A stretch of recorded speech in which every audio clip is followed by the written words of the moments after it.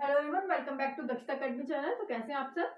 तो environment series में हम पहले एक वीडियो में हमने टर्मिनोलॉजी डिस्कस की थी, जैसे कि आपकी इकोटोन स्पीशीज क्या होती है, umbrella species, keystone species, food chain, food web, इस तरह की कुछ टर्मिनोलॉजीज हम पहले डिस्कस कर चुके हैं।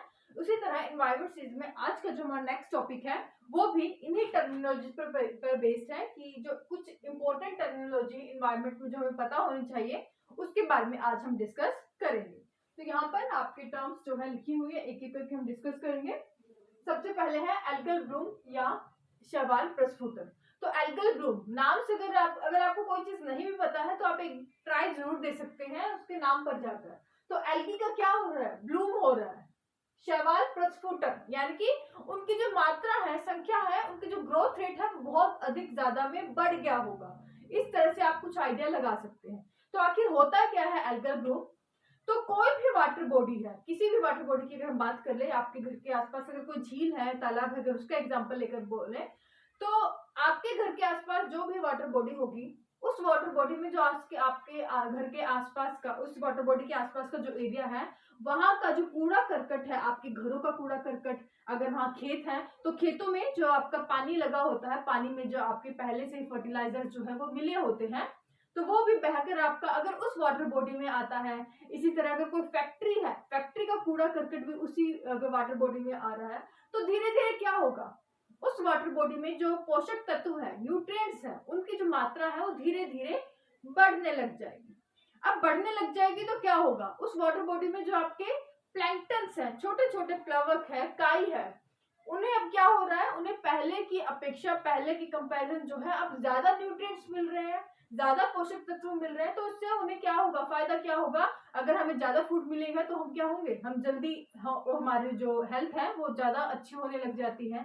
इसी तरह अगर पौधों को जो है ज्यादा आपका न्यूट्रिशन मिलेगा, उस पानी में रहने वाले जो छोटे छोटे काई हैं, प्लांट्स हैं, तो उनकी मात्रा बहुत ज्यादा बढ़ जाती है, उनकी ग्रोथ रेट बहुत ज्यादा बढ़ जाती है और उनका ग्रोथ रेट इतना बढ़ जाता है कि वो धीरे धीरे पूरी वाटर बॉडी को अपनी जो ग्रोथ से कवर कर लेती है, एक तरह की काई से जो है, एल्गी से कवर कर लेती है, जिससे कि धीरे धीरे जो है उस वाटर बॉडी का कलर भी जो है आपका चेंज हो जाता है। तो इसे हम क्या कहते हैं, एल्गल ब्लूम या शैवाल प्रस्फुटन। और क्योंकि उनका जो रेट है काफी बढ़ जाता है, पूरी वाटर बॉडी को कवर कर लेती है, वाटर बॉडी आपकी पॉल्यूटेड हो जाती है और यहाँ पर इस टाइम के बाद क्या होगा, जो उसके अंदर रहने वाले जो छोटे छोटे जीव जंतु हैं वो भी मरने लग जाते हैं। तो ये थी टर्म कि एल्गल ब्लूम या शैवाल प्रस्फुटन जो है आखिर क्या होता है। नेक्स्ट, इन सीटू कंजर्वेशन, स्वस्थानीय संरक्षण। वैसे ये टॉपिक हमने तब भी हमने डिस्कस किया था जब हमने नेशनल पार्क्स पढ़े थे, फिर भी मैं यहाँ पर कवर कर रही हूँ क्योंकि इंपॉर्टेंट है। इन सीटू कंजर्वेशन यानी कि स्वस्थानीय, इन सीटू स्वस्थानीय यानी कि उसी स्थान पर, मतलब जब कंजर्वेशन या जो संरक्षण होता है वो इस तरह का किया जाए किसी भी पेड़ पौधे का, किसी भी प्रजाति का, कि उन्हें एक अपना जो उनका नेचुरल जो हैबिटेट है उसे शिफ्ट ना करना पड़े। उनके प्राकृतिक आवास में, नेचुरल हैबिटेट में अगर किसी जीव जंतु या पेड़ पौधे का संरक्षण किया जाए और इसके साथ ही उनका अगर हम संरक्षण करेंगे तो हमें उसके आसपास का जो पूरा नेचुरल हैबिटेट है उसका भी हमें जो प्रोटेक्शन करना पड़ता है, कंजर्वेशन करना पड़ता है। तो इस तरह की कंजर्वेशन को हम क्या कहते हैं, स्वस्थानीय संरक्षण या इन सितु कंजर्वेशन। एग्जांपल के लिए हमने डिस्कस किया था आपके जो नेशनल पार्क्स हैं, तो नेशनल पार्क्स, यहाँ पर जो नेशनल पार्क्स सरकार द्वारा घोषित किए जाते हैं, नेशनल पार्क्स में जो है क्योंकि आपका इलीगल एक्टिविटीज नहीं की जा सकती, तो वहां पर रहने वाले जीव जंतु का जो है ऑटोमेटिकली उनके एनवायरनमेंट में ही संरक्षण हो जाता है, कंजर्वेशन हो जाता है। इसी तरह जो आपके वन्य जीव अभ्यारण्य है, वाइल्ड लाइफ सेंचुरीज है, बायोस्फीयर रिजर्व है, ये सब आपके इन सितु कंजर्वेशन के जो है एग्जाम्पल है। इसका ठीक उलट है एक्स सितु कंजर्वेशन यानी कि बाह्य स्थानिक संरक्षण। बाह्य मतलब बाहर, एक्स बाहर, यानी कि जो उनका नेचुरल हैबिटेट है, क्योंकि हमें डर होता है कि वो जहां पर अभी रह रहे हैं वहां ऐसी कंडीशंस नहीं है, क्योंकि एनवायरनमेंट आपका चेंज हो रहा है, तो इससे जो है उनके एक्सटिंक्शन, उनके विलोपन का जो खतरा है वो बना रहता है और हमारे एनवायरनमेंट के लिए बायोडाइवर्सिटी के लिए जरूरी है कि उनका हम जो है संरक्षण करें। तो क्या किया जाता है, उनको जो है वहां से निकाल कर ऐसे एनवायरनमेंट में रखा जाता है, आर्टिफिशियल एनवायरनमेंट में, ताकि उनका जो है हम उनको कंजर्व कर सके, संरक्षण जो है उनका कर सके। यानी कि बाह्य स्थान, उनके नेचुरल हैबिटेट से निकाल के किसी दूसरे स्थान पर ले जाया जाता है और ऐसे इन्वायरमेंटल कंडीशंस वहां पर आर्टिफिशियल तैयार की जाती है ताकि उनका जो है कंजर्वेशन हो सके, संरक्षण हो सके। एग्जाम्पल के लिए आपके जो है जूलॉजिकल गार्डन, जितने भी आपके जो है जू है, चिड़ियाघर है, वो भी इसका उदाहरण है। आपके जो बोटनिकल गार्डन है वो भी आपका इसका एग्जाम्पल है। इसी तरह जो आपके जीन बैंक है, जीन बैंक का बहुत बार पूछा जाता है कि जीन बैंक में किस तरह से जो है आपका कंजर्वेशन स्पीशीज का किया जाता है। तो जीन बैंक में जो है आपका ऐसे स्पीशीज, ऐसे प्रजाति जिनका हमें डाउट होता है कि इनके आने वाले समय में जो है ये इनका एक्सटिंक्शन हो सकता है, इनके जीन को जो है इस बैंक में संरक्षित किया जाता है ताकि जब इनका आगे कभी अगर इनका एक्सटिंक्शन हो भी जाए तो इनके जीन के थ्रू इन्हें दोबारा से जो है डेवलप किया जाए। तो ये है आपका एक्स सितु कंजर्वेशन या बाह्य स्थानीय संरक्षण। तो उसके बाद नेक्स्ट है हॉटस्पॉट।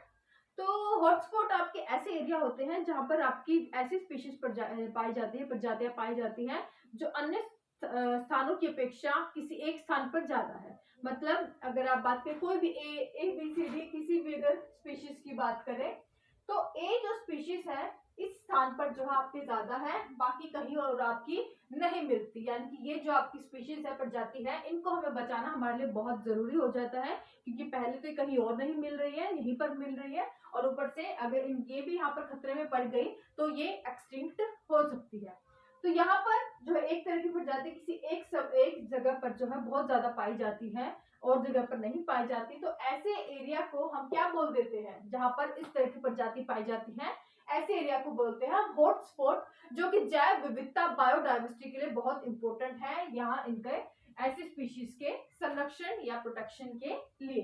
अब जो IUCN है, IUCN यानी कि international union for conservation of nature, ये जो है किसी भी ऐसे जगह को, स्थानों को हॉटस्पॉट जो है घोषित करती है। IUCN कोई भी प्रजाति हो, कोई भी स्पीशीज हो, उनके बाद में पूरा डाटा जो है IUCN के पास रिकॉर्डेड होता है। किसी का अगर संरक्षण करना है या फिर कोई एक्सटिंक्ट हो चुकी है या फिर होने वाली है, उसके लिए क्या प्लान बनाए कि उनके लिए जो है हम उनको बचा सके। तो ये सब डाटा जो है आपका international union for conservation of nature यानी कि IUCN के पास होता है। इसके अगर मुख्यालय की बात करें तो इसका जो हेडक्वार्टर है वो आपका कहाँ है, इसका हेडक्वार्टर आपके स्विट्जरलैंड में, स्विट्जरलैंड। तो स्विट्जरलैंड में आपकी एक जगह है ग्लांड, तो वहां पर इसका जो है आपका मुख्यालय है, हेडक्वार्टर है। IUCN की इसका निर्माण कब हुआ था आपका 1948 में। ये जो आपका एक इंस्टीट्यूशन है, इसका जो है ये आपका सबसे पहले आपकी कब बनी थी 1948 में। और IUCN के द्वारा एक लिस्ट जारी की जाती है जिसे हम क्या कहते हैं, red data list. Red data list, red यानी कि खतरा, यानी कि ऐसे स्पीशीज जिन्हें की जो है आपका एक्सटिंक्शन का खतरा हो, उनके विलोपन का खतरा हो, उनके लिए एक अलग से लिस्ट तैयार की जाती है IUCN के द्वारा। उनको इस लिस्ट में जो है उन स्पीशीज को ऐड किया जाता है जिनको कमिंग फ्यूचर में जो कि एक्सटिंक्शन का या फिर जो बहुत ज्यादा वल्नरेबल है, खतरे में पड़ सकती है, ऐसे स्पीशीज का जो है पूरा रिकॉर्ड इस डाटा बुक में रखा जाता है। और रेड डाटा जो लिस्ट ये आपकी है, ये कब से शुरू हुई बनाने IUCN के द्वारा 1960 में। तो ये चीज आप याद रखें थोड़ी थोड़ी कि हॉटस्पॉट आपके ऐसे एरिया होते हैं जहां पर आपका कोई भी ऐसी स्पीशीज जो आपके एक्सटिंक्शन के कगार पर है और वहां किसी ऐसे एरिया में बहुत ज्यादा मिलती हैं, तो ऐसे एरिया को हम हॉटस्पॉट कहते हैं। IUCN द्वारा निर्धारित की जाती है। इसका आपका हेडक्वार्टर स्विट्जरलैंड में है। 1948 में ये आपकी जो है इंस्टीट्यूशन बनी। इसके द्वारा जो बुक लिस्ट जारी की जाती है जिसमें आपके सभी स्पीशीज के बारे में बताया जाता है कि वो एक्सटिंक्ट होने वाली है, तो उसे हम रेड डाटा लिस्ट कहते हैं, जो कि 1960 से बनाई गई। तो ये थी कुछ टर्मिनोलॉजी इन्वायरमेंट से रिलेटेड जो कि हमें आज के वीडियो में हमने डिस्कस किया। कोई भी अगर आपको डाउट हो आप नीचे मुझे कमेंट सेक्शन में पूछ सकते हैं। आज के लिए बस इतना ही। Thank you so much.